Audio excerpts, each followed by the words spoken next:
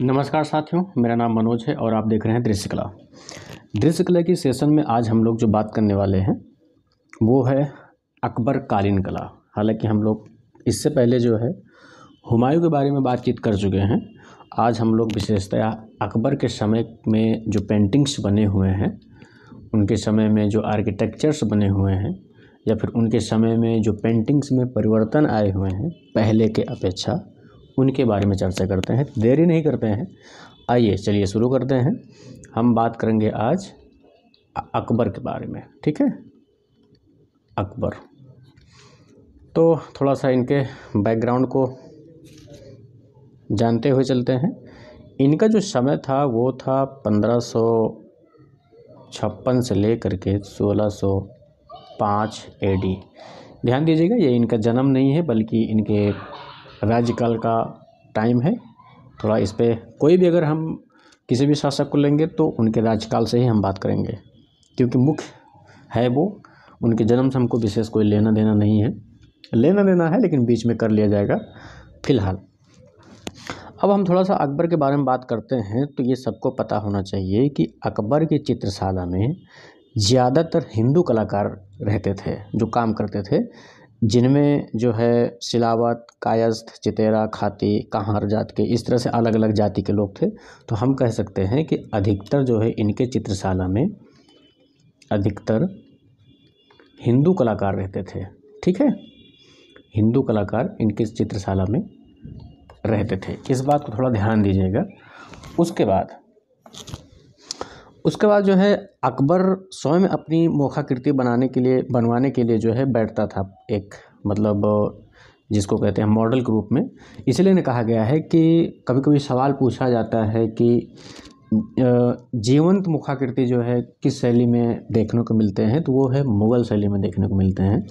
बात समझ रहे हैं, यानी कि और इस शैली में जो है समसामयिक घटनाओं को भी उकेरा गया है, मतलब चित्रित किया गया है। इसको भी थोड़ा सा ध्यान दीजिएगा। उसके बाद जो है इसकी खास और विशेषता क्या थी इसके समय में कि चित्र, जैसे कि कहा गया है कि अकबर स्वयं अपनी मुखाकृति बनवाने के लिए बैठता था। तो इसका जो सीधा उदाहरण है वह है बादशाह अकबर बाज पक्षी के साथ है। इसका एक चित्र है जो कि हम लोग आगे अभी चर्चा करेंगे। तो आगे थोड़ा सा बढ़ते हैं कि 1576 ईस्वी में जब अकबर ने 27 सरदारों के साथ अहमदाबाद पर तूफानी आक्रमण किया था, तो उसके दल में कलाकार जैसे कि जगन्नाथ, सांवलदास, तारानाथ, ये सारे कलाकार जो है उसके साथ में गए थे। यानी कि हम कह सकते हैं कि जब ये कुछ इस तरह से घटनाएं करता था या फिर इसके साथ जो भी होता था, तो इस अपने साथ जो है कलाकारों को भी ले जाता था। इसलिए ले जाता था कि उस समय समसामयिक में क्या घटित हो रहे हैं, तो उनको थोड़ा याददाश्त के लिए चित्र करवाता था। इस तरह से इसका एक शौक था। कहने का मतलब ये था कि कला का बहुत शौकीन था। उसके बाद अकबरकालीन लिखित एक वाक़ायत-ए-बाबरी है, जो कि इसमें कहा गया है, लिख दे रहे हैं यहाँ पर, वाक़ायत-ए-बाबरी।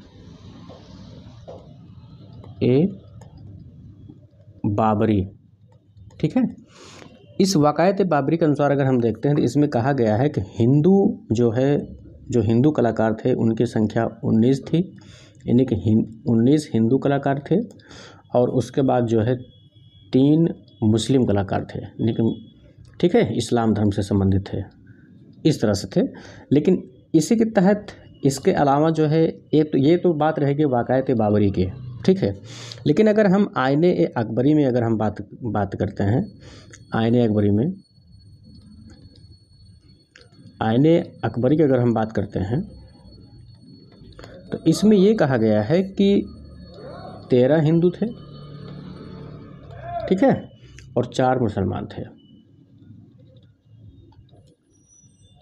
कौन? ये सारे क्या थे? कलाकार थे। ये सारे के सारे क्या थे? कलाकार थे। ठीक है, इस तरह से अलग अलग जो है ग्रंथों में कहा गया है। एक चीज़। दूसरा चीज़ ये है कि कलात्मक, जैसे कि अगर हम कह दें कि अलग अलग, जैसे कि हिंदू या फिर जो मुस्लिम कलाकार थे वो कहाँ कहाँ से आए हुए थे, तो थोड़ा उनके बारे में अगर हम देख लें तो ज़्यादा अच्छा होगा। जैसे कलमाक से फारूक आया था और अब्दुल-समद आया था। यहाँ लिख दे रहे हैं, ये जगह का नाम है कलमाक। ठीक है, यहाँ से जो है एक तो फारूक बेग आया था, और दूसरा था आपका अब्दुल समद, ठीक है, और मीर सैयद भी था, है ना। और हालांकि मीर सैयद जो है तबरेज़ से था, यहाँ लिख दे रहे हैं तबरेज़ से जो है, यहाँ से मीर सैयद था, मीर सैयद अली इसका नाम था, मीर सैयद अली जुदाई नाम था इसका पूरा। और अगर हम भारत की बात करते हैं, भारत से जो है आपका जगन्नाथ था,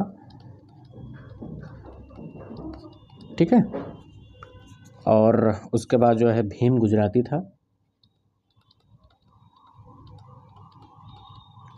और धर्मदास था,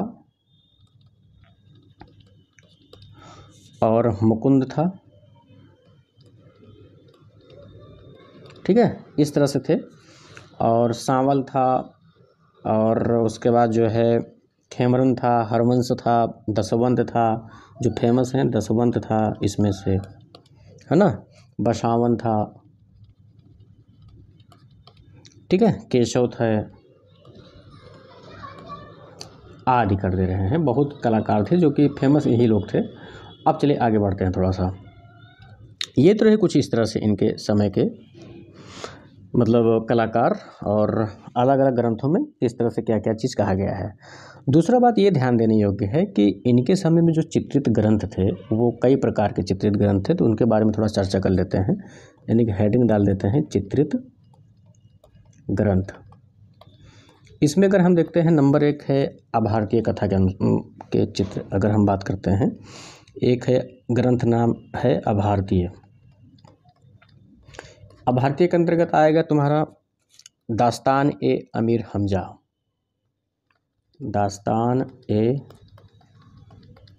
अमीर हमजा, ठीक है। देखिए ये अकबर कालीन कला जो है, थोड़ा सा ये टॉपिक बड़ा है, तो आप लोग थोड़ा सा बने रहिएगा, मतलब थोड़ा सा समय तो लगेगा ही, लेकिन ठीक ठाक चर्चा हो तो ज़्यादा बेहतर है। इसी को हम कहते हैं हमजानामा, ठीक है। इसके बारे में अगर हम चर्चा करते हैं, बात करते हैं, तो देखने को क्या मिलता है कि ये जो है ना, ये जो दास्तान ए अमीर हमजा या हमजानामा जो चित्रित हुआ है वो कपड़े पर चित्रित हुआ है, कपड़े पर चित्रण हुआ है, ठीक है। इसकी ये खास विशेषता, सवाल पूछता है। और उसके बाद जो है इसमें जो भी चित्र मिले हुए सब के सब अहस्ताक्षरित हैं, मतलब हस्ताक्षर नहीं किए गए हैं, हस्ताक्षरित चित्र मिले हैं, ठीक है। और उसके बाद जो है 360 कहानियाँ हैं इस दास्तान-ए अमीर हमजा में, 360 कहानियाँ हैं, ठीक है। 12 खंडों में विभाजित है, देखिए ये इस बात को थोड़ा सा मैं डाउट करता हूँ, इसलिए कि अलग अलग बुकों में अलग अलग तरह से लिखा हुआ है ना। तो कहीं 12 खंड है, तो कहीं 14 खंड है, तो कहीं 15 खंड है, इस तरह से है। तो 12 खंड मानिएगा, यूपी या नेट जेआरएफ में इस तरह से सवाल इसी को मानता है। उसके बाद जो है प्रत्येक खंड में 100 जुज हैं। इसमें जो 12 खंड है, इस प्रत्येक खंड में जो है 100 जुज हैं, ठीक है। और इसमें जो है 2400 चित्र हैं, यानी कि 2400 चित्र हैं टोटल। पहले 2400 चित्र मिले थे, लेकिन इस समय जो है, जो कि वर्तमान में 150 चित्र का ही जिक्र आता है, तो यहाँ लिख दे रहे हैं वर्तमान में 150 ही चित्र का जिक्र है, ठीक है। और उसके बाद जो है, और इसके बारे में थोड़ा सा ये जानने की कोशिश करते हैं कि इनमें से जैसे कि कुछ चित्र जैसे कि वियना में है, कुछ चित्र जो है साउथ कशिंगटन लंदन में है, कुछ अमेरिका में है, कुछ भारत में है, तो इसको भी थोड़ा सा देख लेते हैं। तो इसमें जो 150 चित्र है ना, ये जो 150 चित्र है, इन चित्रों में देखते हैं कहाँ अलग अलग संग्रहित है।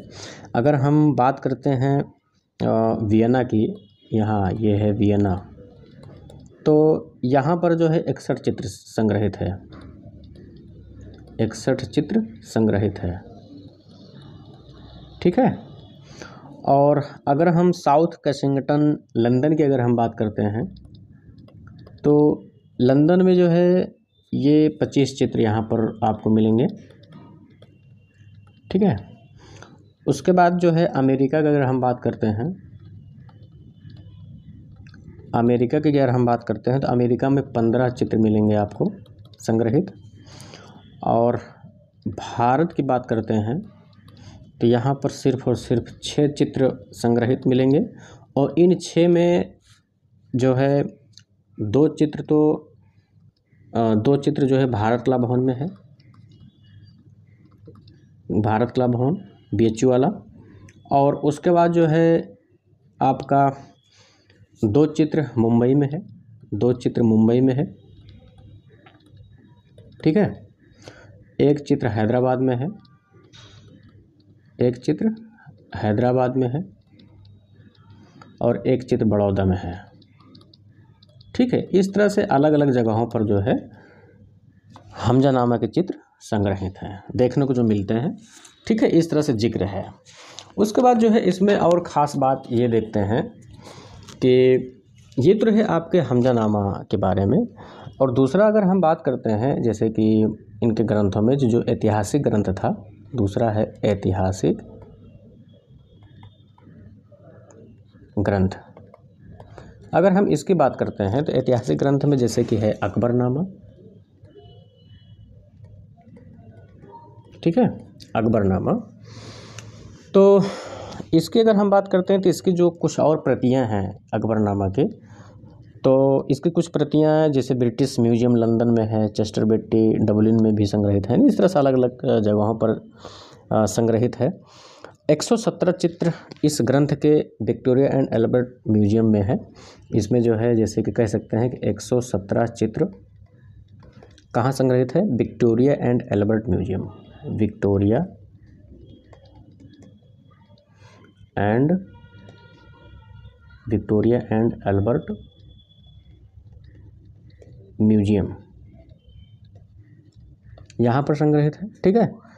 और इनमें जो चित्र मिले हैं वो मतलब जो बने हुए हैं वो यथार्थता लिए हुए हैं, चित्र जो है यथार्थपूर्ण है, चित्र जो है यथार्थता लिए हुए हैं, ठीक है।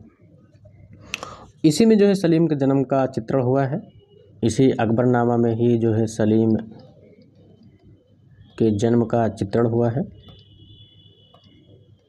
चित्रण हुआ है। रणथंभौर किले की घेराबंदी प्रसिद्ध चित्र इसी ग्रंथ में है, इसको भी थोड़ा ध्यान दीजिएगा। अगला जो है रणथंभौर किले की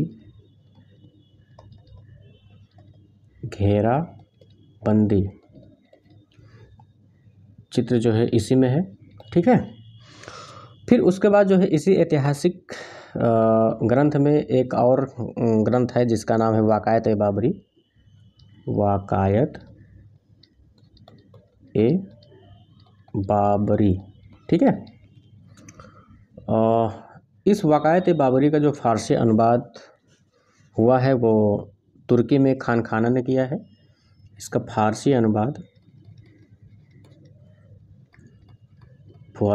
अनुवाद जो है खान खाना ने किया, ठीक है। उसके बाद जो है इसकी 2 प्रति प्राप्त हुई हैं, एक तो लंदन में है और दूसरा फ्रांस में है, ठीक है। अलग अलग इस तरह से है इनकी 2 प्रतियाँ। और कुछ एक प्रति और है जो कि एक राष्ट्रीय संग्रहालय नई दिल्ली में भी है, इस बात को थोड़ा ध्यान दीजिएगा।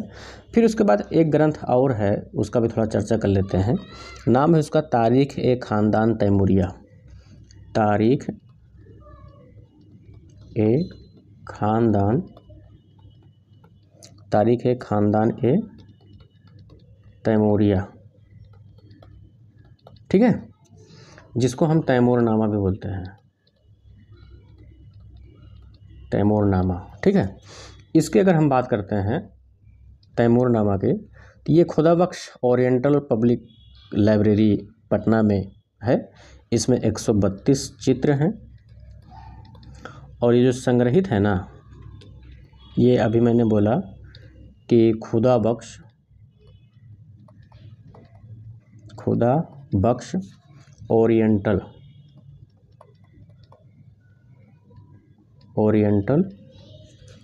पब्लिक लाइब्रेरी पटना, यहाँ पर संग्रहित है। 132 चित्र है, बता ही दिया गया है। फिर एक ग्रंथ और है जिसका नाम है बाबरनामा, ठीक है। इसका भी फारसी अनुवाद खान खाना ने किया है, तुर्की भाषा में। लिख दे रहे हैं, फारसी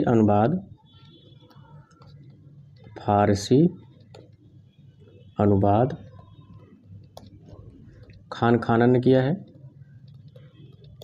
ठीक है। ये खान खाना ने किया है। उसके बाद जो है इसमें 116 जुज हैं, इसमें जो है 116 जुज है, ठीक है।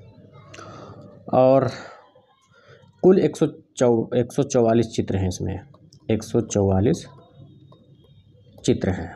ये इसका मुख्य है। बाकी जो है एक और है, जैसे कि अजायब अल मखलूक़ात है, जो कि वो चेस्टर बेटी संग्रहालय में है, ग्रंथ का नाम है वो अजायब अल मखलूक़ात है ना। उसके बाद जो है दाराब नामा है, इस तरह से अलग अलग है। आयने अकबरी है, तारीख है, जो भी है इस तरह से। तूती नामा है, दीवाने हाफिज है, ये सब ग्रंथ हैं, तो जो कि जो है ऐतिहासिक ग्रंथ हैं। इस बात को थोड़ा ध्यान दीजिएगा। नल दमयंती है ना, और इस तरह से है। फिर इनके बारे में हम डिटेल अभी चर्चा नहीं कर रहे हैं क्योंकि बहुत बड़ा है और इससे ज़्यादा इसके अंदर में नहीं ज़्यादा पूछता है। मैं इतना अंदर बात कर रहा हूँ, इसमें विशेष इस तरह से शायद सवाल ना पूछे। बस इतना ध्यान दीजिएगा कि बाबरनामा है ना, और तारीख है, ख़ानदान तैमूरिया, ये सब सारे के सारे ऐतिहासिक दृष्टि मतलब ग्रंथ हैं।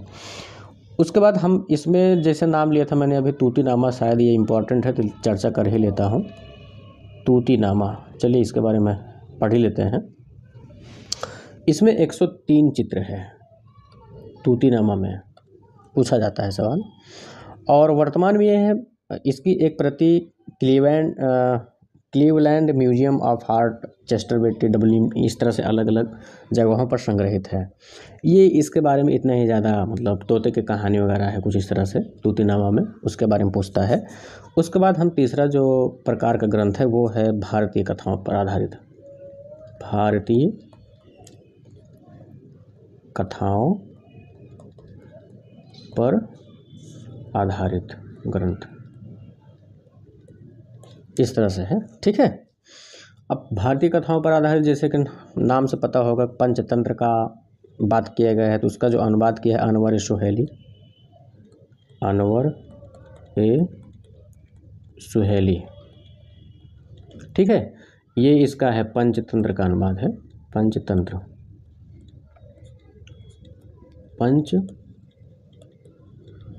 का अनुवाद है, ठीक है। इसके 27 चित्र हैं, इसमें जो है 27 चित्र जो है भारत कला भवन में है, 27 चित्र जो है भारत कला भवन में है, ठीक है, BHU में। और उसके बाद जो है इसके अलावा आयार दानिश जो कि अबुल फजल ने अनुवाद किया है, ये भी जो है वही है। चंगेज़नामा है, जफ़रनामा है, सब के सब ब्रिटिश म्यूजियम लंदन में है। रज़्मनामा है, महाभारत का फारसी अनुवाद है रज़्मनामा, है ना, जो अब्दुल कादिर बदायूनी ने, है ना, इसका मतलब इसको लिखा था। इस तरह से है, बोल दे रहा हूँ, लिख लीजिएगा, कापी कलम लेकर के बैठना चाहिए, शायद आप लोग बैठते भी होंगे। उसके बाद जो है हम कलीला दमना की बात करते हैं तो ये ब्रिटिश संग्रहालय लंदन में है। रामायण है जो कि जयपुर के सवाई मान सिंह सेकंड संग्रहालय में है। इस तरह से कुछ भारतीय कथाओं पर चित्र है। बाकी इनके समय में व्यक्ति चित्र भी बने हुए थे, है ना।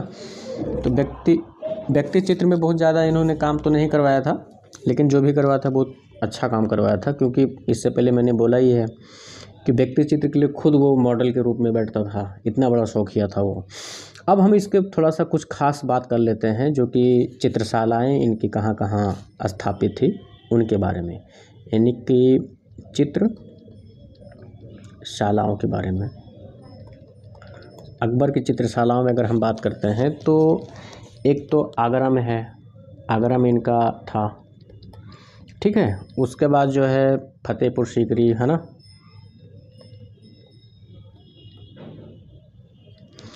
ठीक है, और लाहौर है। ठीक है, इस तरह से फिर पुनः जो है आगरा में भी ये मतलब खोला था। तो अलग अलग इसका डेट है, जैसे कि आगरा में 1558 से 1572 के बीच में इन्होंने खोला था। 1558 से 1572 है ना, इसके बीच में इनका समय है। फिर इसमें जो है 1572 से 1585 है ना, यहाँ पर कर रहे हैं 1572 से लेकर के 1585 का समय है। फिर लाहौर का अगर हम देखते हैं तो लाहौर का है 1585 से 1601। इस तरह से मतलब समय है इनके चित्रशालाओं का। और उसके अलावा अगर हम कुछ इसके समय के कुछ और ख़ास बात करते हैं, वो है शाही पुस्तकालय की बात करते हैं। शाही पुस्तकालय, शाही पुस्तकालय की अगर हम बात करते हैं तो एक तो इसका आगरा में था, ठीक है, दिल्ली में था, लाहौर में था, इस तरह से है। और ये जो है इसके सारे के सारे क्या हैं, यही हैं, शाही पुस्तकालय। ठीक है, अकबर ने अलग से एक कला निकेतन की भी स्थापना कर रखी थी, जिसका अध्यक्ष अब्दुल समद था। ये भी थोड़ा सा ध्यान दीजिएगा।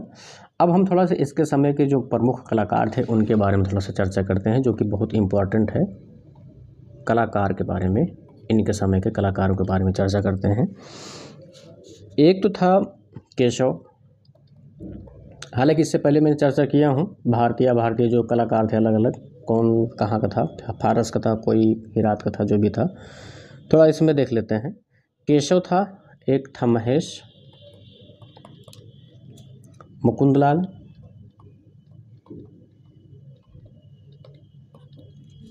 मिस्किन भी था, फारूक बेग, माधव थे, ठीक है, ये माधव है, माँ है ये, जगन्नाथ, ख्वाजा अब्दुल समद सिराजी, अब्दुल समद सिराजी है ना, मीर सैयद अली जुदाई, मीर सैयद अली, ठीक है, सांवला तारा, सांवला तारा हरिवंश, खेमरन, है ना, इस तरह से अलग अलग थे। दसवंत बसावन, दसवंत, अगर किसी के नाम डबल लिखा जा रहा है तो उस पर ध्यान मत दीजिएगा, अपने अनुसार से सही कर लीजिएगा। दसवंत बसावन, क्योंकि मेरे माइंड में जो जो आ रहा है जैसे जैसे आगे पीछे पीछे मैं वही बता रहा हूँ। दसवंत बसावन, और उसके अलावा अभी और आगे जब कोई आएगा तो उसको भी लिख दिया जाएगा। तो इस तरह से कुछ अलग अलग इनके कलाकार थे। अब थोड़ा सा जो प्रमुख कलाकार थे उनके बारे में थोड़ा सा चर्चा भी करना ज़रूरी है। जैसे कि हम पहले जो है दसवंत के बारे में थोड़ा सा चर्चा करते हैं, इसके बारे में थोड़ा सा चर्चा करते हैं। दसवंत, पता होना चाहिए कि रज्मनामा का चित्रण यही किया था, रज्मनामा का चित्रण किया था, ठीक है, अकेले नहीं किया था भाई, ये बसावन को साथ में लेकर के किया था, बसावन के साथ में लिख दे रहे हैं, बसावन के साथ में, ठीक है, यानी कि दसवंत और बसावन मिलकर के रज्मनामा का चित्रण किए थे। फिर हम दसवंत के बारे में और आगे हम देखते हैं, आगे देखते हैं तो कहा जाता है कि अबुल फजल ने आईन अकबरी में बसावन का उल्लेख दसवंत के बाद की है, यानी कि कहा जाता है कि सबसे पहले जो है बसावन ही आया था, इस तरह से आईन अकबरी में कहा जाता है। और रज्मनामा, बहरिस्तान खाजी और दरावनामा, अकबरनामा में बसावन के लिए चित्र ढेर सारे मिलते हैं। और उसके बाद जो है बसावन लगभग 40 वर्षों तक काम किया था, कहा जाता है। अनुमानतः इसके 200 चित्र प्राप्त हुए हैं, इस तरह से भी कहा जाता है। और बसावन जो है ना, पृष्ठभूमि के निर्माण के लिए, मुखाकृति विशेष के लिए, रंगों के सम्मिश्रण के लिए, वस्तुओं के यथार्थ रूप के लिए, है ना, यथावत रूप के लिए, जो भी इस तरह से चित्रण बनते थे उसमें ये काफ़ी माहिर था, यानी कह सकते हैं कि रियलिस्टिक काम करता था ये। बसवन का एक चित्र है जिसका नाम है रिश्ता निजामी, है ना, इस तरह से है इसका खास। तो ये रहे दसवंत का कुछ। अब हम अगर थोड़ा सा बात करते हैं दूसरे कलाकार का, तो वो है ख्वाजा अब्दुस समद। अब्दुस समद, इसके बारे में थोड़ा सा चर्चा करते हैं, अब्दुस समद के बारे में। अब्दुस समद कहा जाता है कि मुग़ल शैली के जन्मदाता इनको कहा जाता है। सही बात है, मुग़ल शैली का जन्मदाता इसी को माना जाता है। इसके साथ साथ जो है मीर सैयद अली को भी माना जाता है, क्योंकि दोनों लोग साथ में आए थे, है ना, हुमायूं के साथ में। इसको थोड़ा ध्यान दीजिएगा। और अब्दुल समद को जो है सीरी कलम की उपाधि प्राप्त हुई थी, उपाधि इन्हीं को मिली थी, ठीक है। इराक का रहने वाला था ये पता होना चाहिए। कहाँ था? इराक का था। अकबर और हुमायूं ने इससे चित्रकला सीखते थे, मतलब इसी से जो है अकबर वगैरह जो है कलाकारी सीखते थे। और इसका जो उल्लेख हुआ है वो तैमूरनामा में अच्छा खासा मिलता है, ठीक है, इसके चित्रकारी का। और अकबर ने इसे 400 मन सबदारी के पद पर भी नियुक्त किया था। ये भी कभी कभी सवाल पूछ सकता है, जानने के लिए बेहद है, सुन लीजिए बस खाली। अकबर ने अब्दुल समद को फतेहपुर सीकरी स्थित अपनी चित्रशाला का अधीक्षक भी बनाया था, ठीक है, इस बात को थोड़ा ध्यान दीजिएगा। और अब्दुल समद अपनी सुलिपि के कारण अत्यधिक विख्यात था, ये इम्पॉर्टेंट है, सुलिपि के लिए विख्यात था, ठीक है, सुलिपिकार के लिए। और शिकस्त शैली का सुलेखन भी करता था। इसके आरंभिक चित्र जैसे तबरेज़ शैली की शफवी कलम में निर्मित है, ये सारी चीज़ पता ही है सारे लोग को। फिर अगर हम बात करते हैं दसवंत की, बसावन का भी हो गया, दसवंत का भी थोड़ा बात कर लेते हैं। दसवंत की अगर हम बात करते हैं तो यह एक कहार जाति का लड़का था, है ना, कहार जाति का था। दीवारों पर लिखाई का काम बढ़िया करता था, दीवारों पर लिखाई का काम करता था, अच्छा काम करता था। उसके बाद जो है बाद में वो पागल हो गया था, कहा जाता है आत्महत्या कर लिया था। चित्रकला सीखने के लिए इसे अब्दुल समद के पास भेजा गया था। कह सकते हैं कि अब्दुल समद इसके कौन थे? गुरु थे।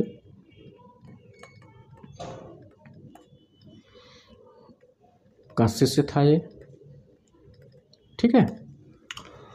और उसके बाद जो है इसके बारे में और क्या चीज़ कहा जाता है कि वो जयपुरी आराई शैली में भी सिद्धहस्त था, ठीक है। और हमजा चित्रावली इसी का है, जो कि हमजानामा में जो चित्र बने हुए हैं कहा जा रहा है कि इन्होंने ही चित्रित किया था। और दसवंत जो है देवी देवताओं का चित्रण भी करता था, है ना, ये अच्छा खासा है टॉपिक। दसवंत देवी देवताओं का चित्रण करता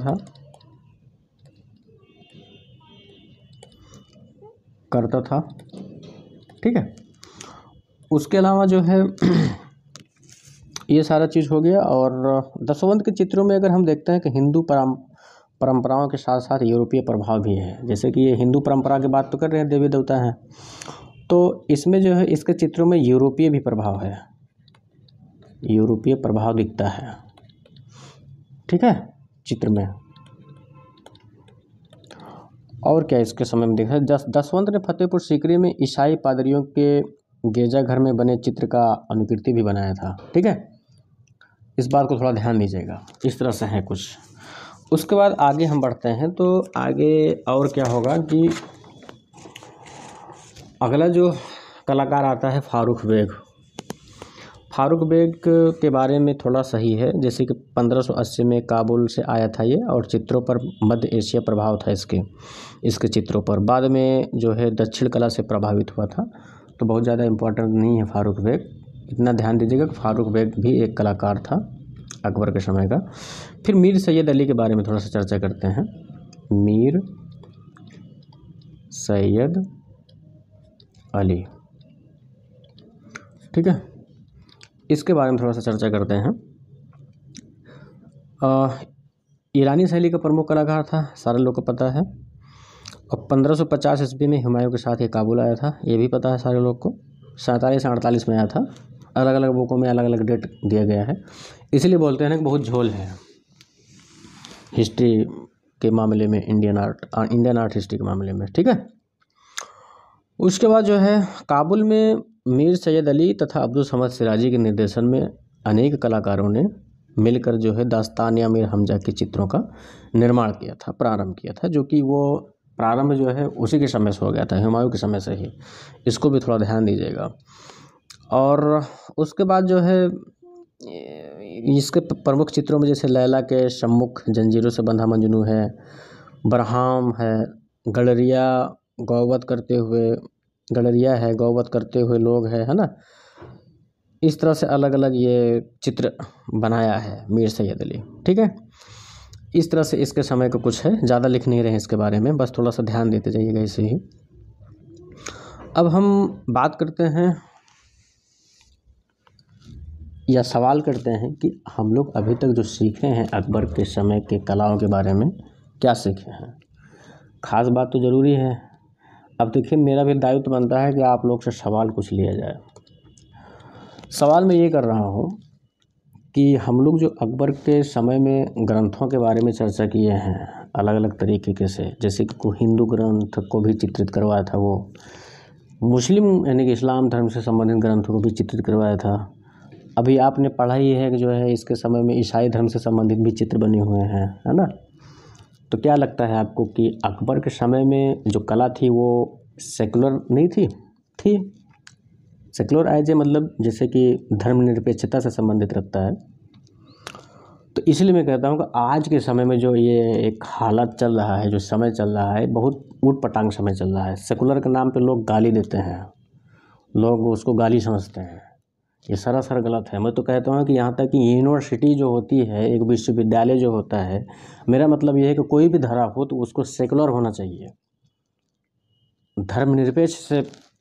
निरपेक्ष होना चाहिए। किसी भी धर्म से लीन में नहीं होना चाहिए, किसी एक गढ़ का नहीं होना चाहिए, चाहे वो यूनिवर्सिटी हो।